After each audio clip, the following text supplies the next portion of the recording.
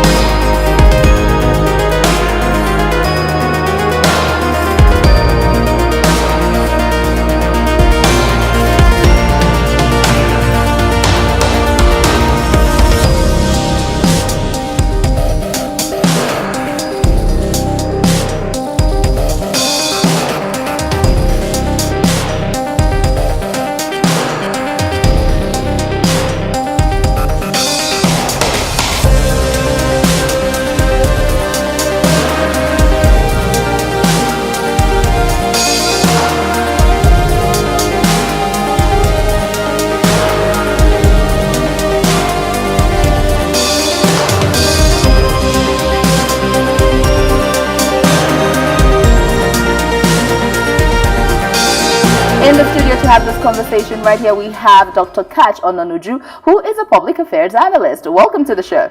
Thank you for having me. And of course, we have Malakai Uzendu, who's the editor-in-chief of the Authority newspaper. Welcome. It's my pleasure. All right. Dr. Catch, let's start with you. What are your thoughts about what's going on between Bola Tinubu and Governor El-Rufai? Some people are saying this is really all about the fight for 2023. That true? No, it's not. It's got nothing to do with 2023. This is what we predicted. The APC is not a national political party. It's only a political platform owned by President Buhari and Senator Bola Tinubu. And it was simply supposed to be a platform to allow President Buhari realize his presidential ambition. He has gotten 2 terms as announced by INEC. They believe that platform has outlived its usefulness. So what you've seen Governor El-Rufai do is simply a proxy war. He is a proxy for his own faction of the power elite in the APC.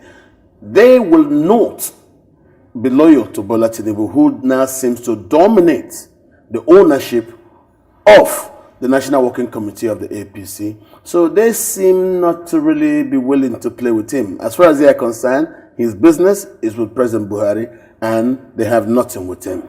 They are now sounding the alarm about the intention to break away to who, since he already has control of the NWC of the APC, they will not fall under him. All right, here's a question before I come to Mr. Uzendu. You know, quite recently there was a bit of, chatter that maybe all isn't well between President Buhari and Bola Tinubu. That was before they broke bread together just recently. Now, we know that when the president was in Lagos, Bola Tinubu didn't show up. And of course, during the Bola Tinubu colloquium, the president chose to attend a lesser function instead of being there for Bola Tinubu, as he has done over the years. Now, a lot of people say even the president may be having problems with Bola Tinubu despite all the pictorial, display that all may be well. No, that's normal. What you're seeing is normal. Historically, President Buhari is not reliable. He cannot be relied upon to keep promises.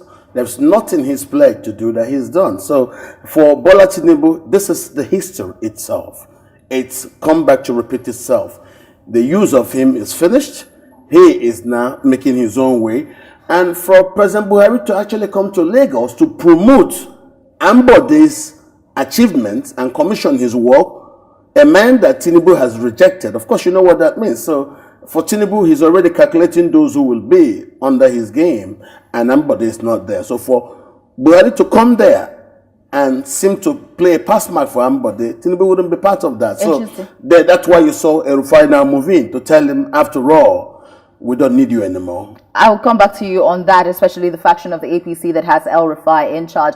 Talking about this, Malaka Uzendu, I mean, give us your assessment of what's going on, especially with the back and forth or the war of words between Tinubu and El Rufai. Do you agree with his summation, or you have a different theory of what's happening in the APC? To a large extent, I think he's correct. If you recall, the late Dr. Chubu Akadibu, there was something he refers to as a realignment of political forces.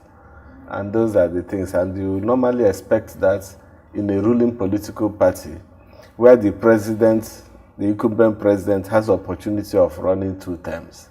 So they know that that is the end of his game. And so people who are also having some interest will be popping up, trying to throw one idea or the other that could try to rupture the internal systems, as it were, so that it will help them to play up. I think that beyond playing a larger agenda, El Rufai also has a very serious political interest that he is equally pushing forward. Which is?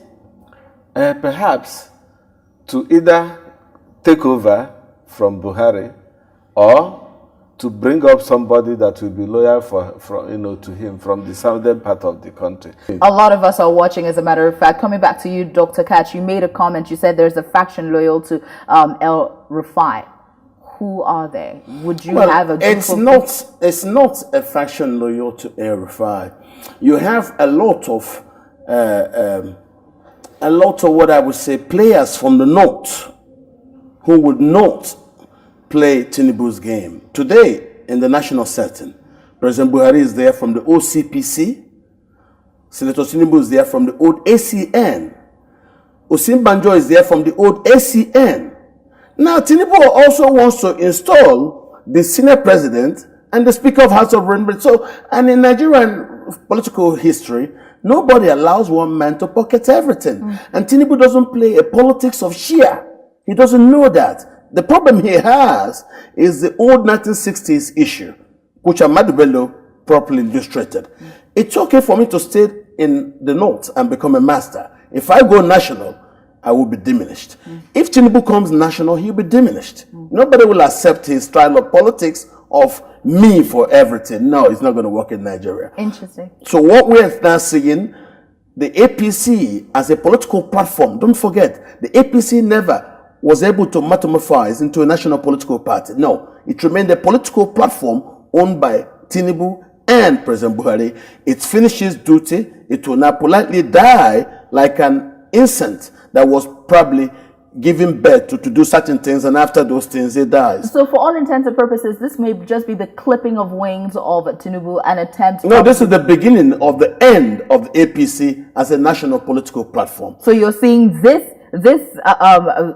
struggle for supremacy or whatever consuming the party entirely. If the party is gone, forget about it. You're likely, and that's a bad thing about the country, you're likely now to have only the PDP remaining the only national political party. As I speak to you, there is no iota of representation of the APC in Southeast Nigeria, and only one single state exists with the APC in South Nigeria. But even if that were the case, it wasn't enough for them to win the elections for the PDP. So even at that, some people, APC still has a very... No, you're wrong, please. The election, president election, was won by the landslide by Atiku Abubakar. That's why they are in court. Never mind what was done. That's still contested, sir. I have to say that. That is still contested. So at the moment, you really cannot say that Atiku Abubakar won the elections until the tribunal and the courts declare that. Because the bandwagon remained with Atiku Abubakar, and he took Kanu, took Bauchi, took Adamawa, took Sokoto. All of those things are to be proven in court, which they are right now. And even as we speak, they are deliberating those matters.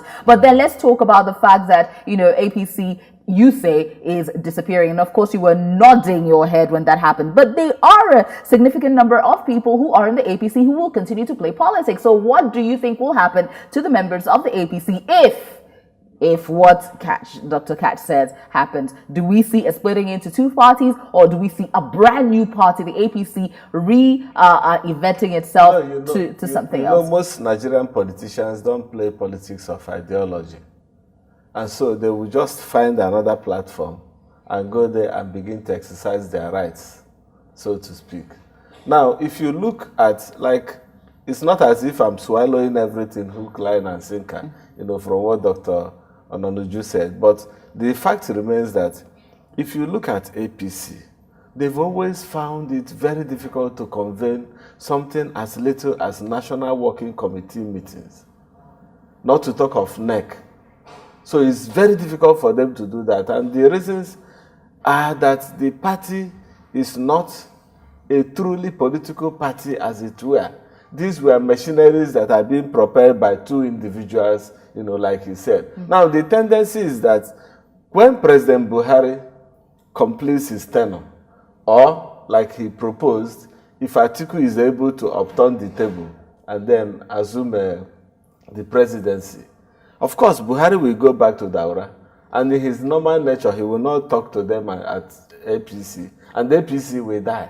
Okay. So what most of them will do will be to find beds somewhere. Some will come back to PDP. Some will go to other political parties. And the PDP will absorb them? Of course.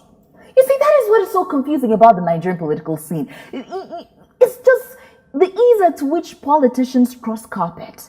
The ease at which all of these things change. People are even wondering, why in the world do we have to invest any attention or any of our passion into what these politicians are fighting for? Because at the end of the day, it feels like if you're going to cross carpet, if APC disintegrates and some of them comes back to the PDP, why in the world is anybody even paying attention? No, mind you, there is freedom of association. Yes, and political parties are associations that people can freely belong to. Yes, it's like a church. And so you can go in and go out at any point in time. Interesting. Please, we would like to have your comments on the things that we have talked about right now. Most especially some of those comments that probably the APC is about to disintegrate, according to Dr. Catch. You still stand by that? Of course, that is just the natural way. You will see that all of them will come back to the PDP. Wow.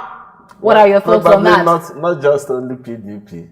There are other political parties. That's why I disagree with you. Okay. And the ACN is likely to come back with force. Your thoughts right now, we want to hear them on the comment section of the video. A big thank you, of course, to you, Dr. Kachi Onanuju, for taking our time to talk to us, and of course, Malakai Uzendi. Thanks for